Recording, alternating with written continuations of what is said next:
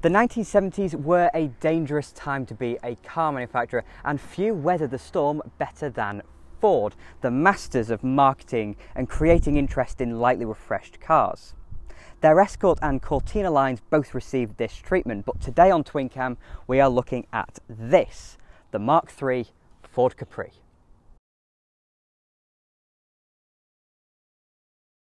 The final iteration of the European Capri came in 1978, lightly modernising the Mark II, bringing it more in line with contemporary styling trends and the rest of the Ford range.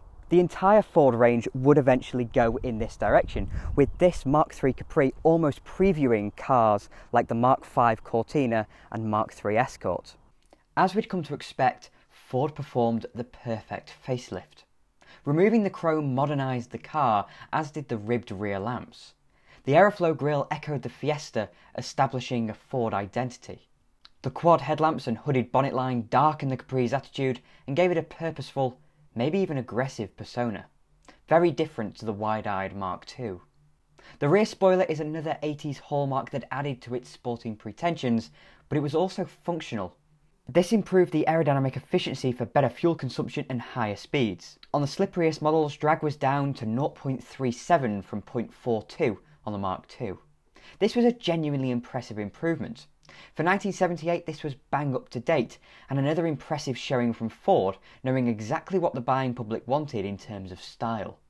The effectiveness is unbelievable, especially considering the entire project cost only £480,000.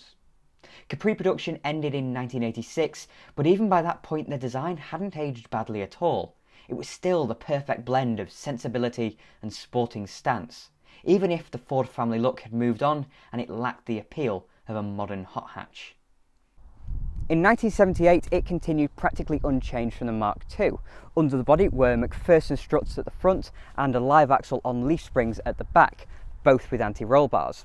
And that's all very simple.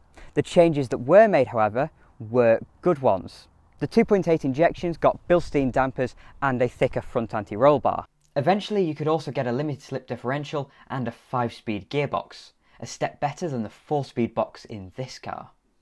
Initially the engines were the same as well, from 1300 cross-flow Kent and 57 brake horsepower up to 3-litre Essex V6 and 138. But from 1981 the range was revised, bringing forward what probably became the most famous Capri, the 2.8 injection. The name is pretty self-explanatory: 2.8 litre Cologne V6 and Bosch K-Jetronic fuel injection. This particular system seems to be a rule in 70s and 80s cars, and considering I've been asked, I might do a video on it. In the Capri it allows 158 brake horsepower and 162 pound-feet of torque, propelling it to 60 in 7.8 seconds and on to 130 miles per hour. As you'd expect, the V6 makes all the right bellowing muscular noises.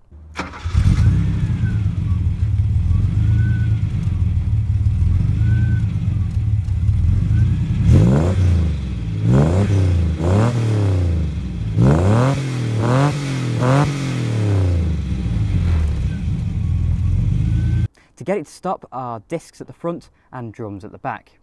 Surrounding those brakes are wheels from a different era. They're these mad pepper pot alloys on the 2.8 injection, which I just love. And they're 13 inches wrapped in 205/60 tyres. And just imagine for a moment, please, any modern sports coupe with this much sidewall and this little wheel. It just would not happen. There are a few really special Mark III Capris, your Tickford turbos and the like, but the pinnacle of what was the aspirational, affordable sports coupe to me was the 2.8 injection like this one. Everything on this car screams 1980s. The pepper pots, the black plastic, the wing, and most importantly, the badging. After all, greed and showing off were good things back then.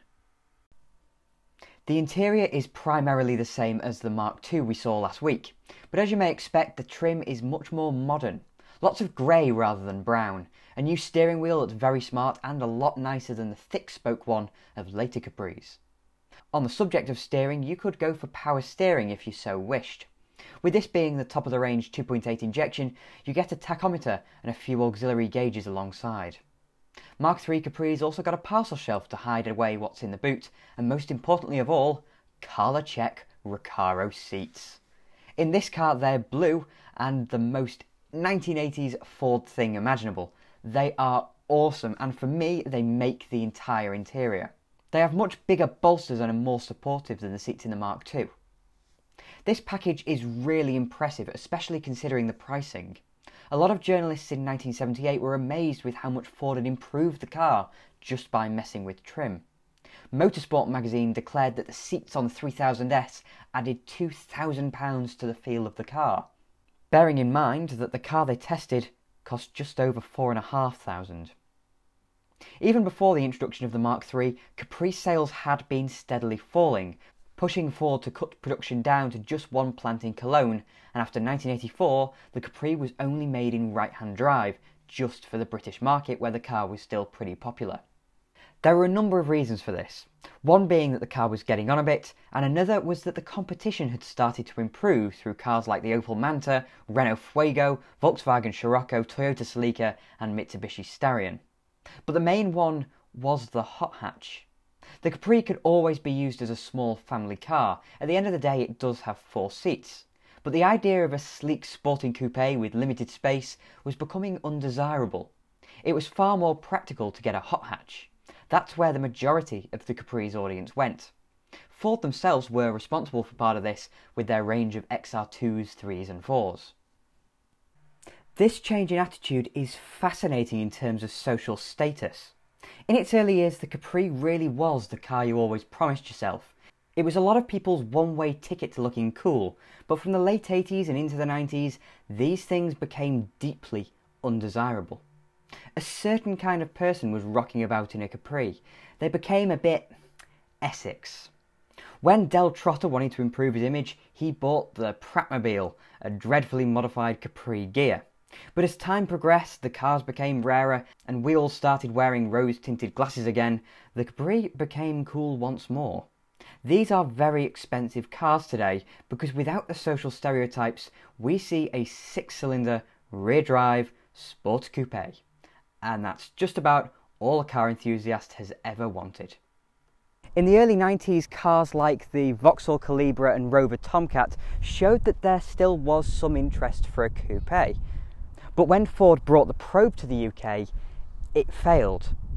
And as good as the little Puma was in the late 90s and early 2000s, it wasn't really a Capri. But for all those people who do consistently say that they want a new Capri in the UK, well, it's here. You can right now in 2020 go out to your Ford dealer and buy in right-hand drive a Ford Mustang. And yes, it might be a little bit more brash and a little bit more expensive than an old Capri, but the Capri is still about. This story isn't over. So for now, all I can say is thank you very much for watching. If you enjoyed the video, then please do click like and maybe subscribe to TwinCam as well. It really, really helps. And I'll have more videos coming along soon.